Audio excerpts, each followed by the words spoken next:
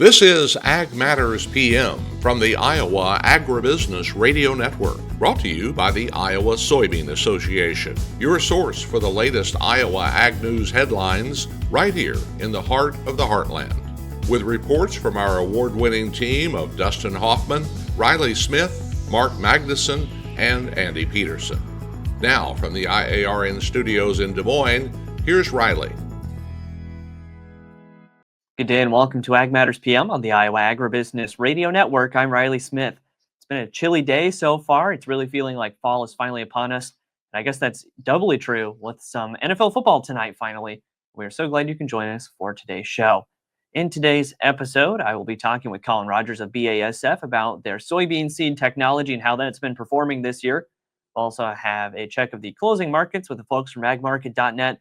First, here's that conversation with Colin Rogers. I had the chance to speak with him at the Farm Progress Show in Decatur, Illinois. And of course, we are standing among these Xitavo soybeans right now.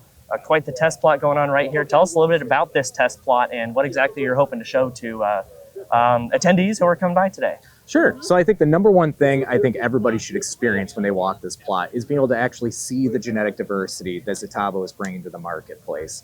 At a time when it seems all the industry is consolidating and genetic choice is starting to slowly disappear from farmers, Xitavo is coming out with new genetics to the marketplace that are exclusive to the brand itself.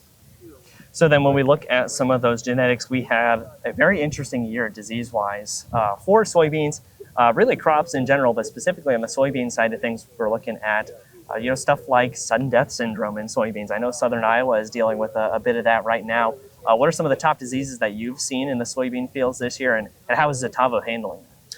So I'd say the number one concern, especially when we talk about Southern Iowa, is SDS. We've seen it in a much larger scale than we have in the past. It's still showing up the way we expect it to. It still fits the same patterns, fields that were wet, especially if we accidentally put it in there a little more wet than we anticipated, got a little bit of sidewall compaction. So that's been the number one area that we can at least measure a concern. Past that, there are concerns about red crown rot moving into the state. There are pockets, fields, we're finding it in more places, but from my perspective, I haven't seen it to a large enough degree to really start ringing those alarm bells. But so far, Xitavo's held up very well this year. As a brand, we're really conservative in our ratings. We screen everything in greenhouses down in Memphis, Tennessee to really pressure test them, what an absolute train wreck could look like for a variety. And so we use that information along with what we see out in fields to make sure we're making sound recommendations that farmers can rely on. And I know we're looking at we're honestly to the later points of pod fill right now, but still within that time frame for that, what have we seen so far for pod fill this year? I know a lot of farmers, when we were at the Iowa State Fair, were raising concerns of, we've got vegetative plants, but we're not seeing a lot of pods on top of that. How's Xitavo handled that this year? Yeah, it's been a wild year for pod development, right? And I would agree exactly with what farmers were saying over there, that if we walked fields early with just kind of that lower quality sunlight we had from wildfire smoke, cloud cover that we had, and all that excess heat, we ended up with really tall plants, right?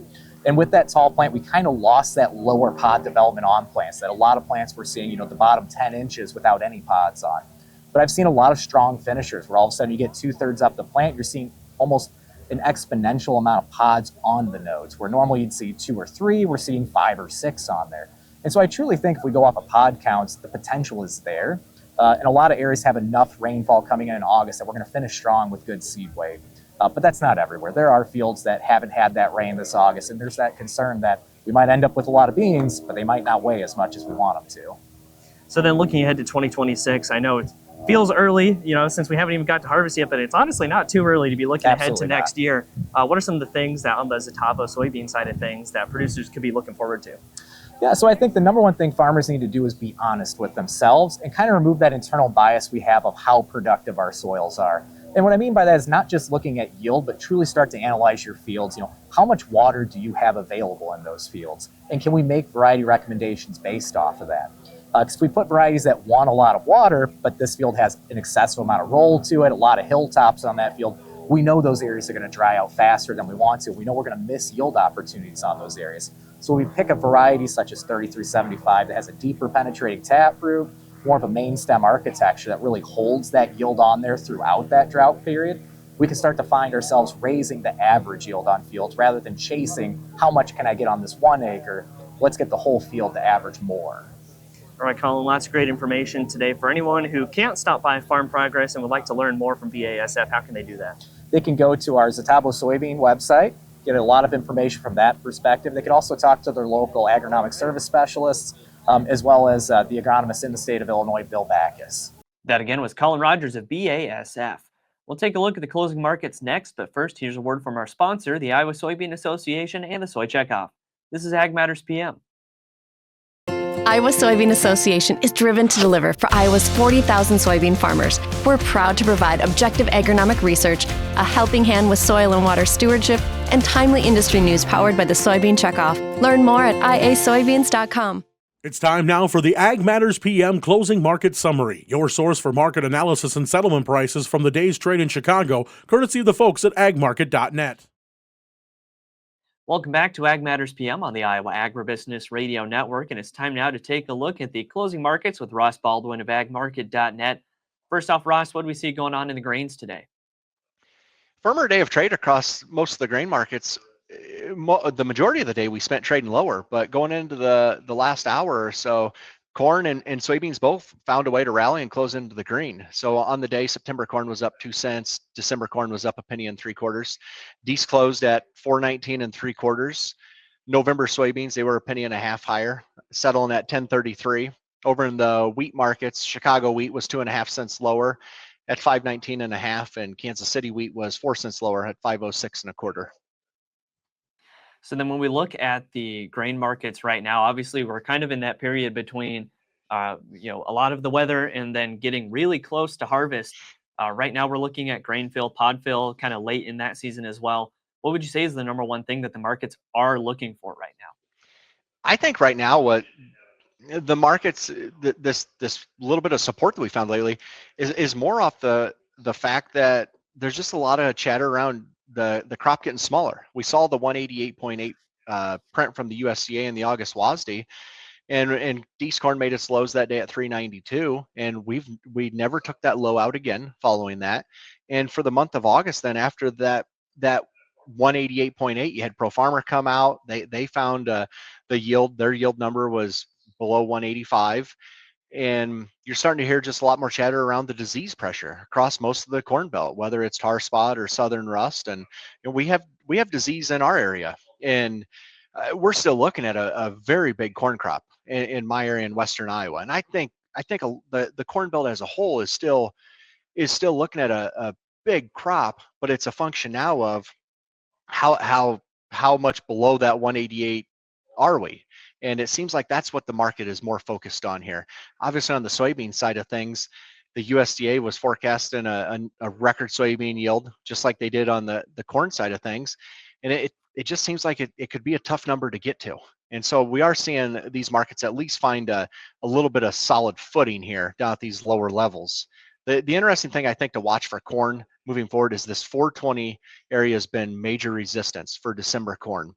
And we closed right around 420 on the day. This has been a downtrending resistance line since this last spring when we put our spring highs in. So if we could close, especially tomorrow being a Friday, if we could end above this 420 going home for the weekend, it'd be a solid sign. And I think to watch the highs from just yesterday, 424.5, I believe, is where they're at for D's corn, is a big area to look at. And then over on the livestock side of things, what's pushing cattle and hogs right now? Hogs had a pretty quiet day. December hogs were up 17.5 cents. They've had a little minor correction here these last couple days, but up until this little correction, hogs have had a decent rally here recently where, I mean, they've really strung together quite a few days of positive closes. So I think for hogs, you got the 9-day moving average for December, 86.50. Hogs closed at 87.30. So we're just a little bit above that 9-day. I think that 9-day, it's a key level to watch here just from a short-term trend perspective. But aside from that, I mean, the hogs are, I'd say, fairly quiet. Obviously, the big news in the protein markets is the cattle market. They were a little bit softer here today.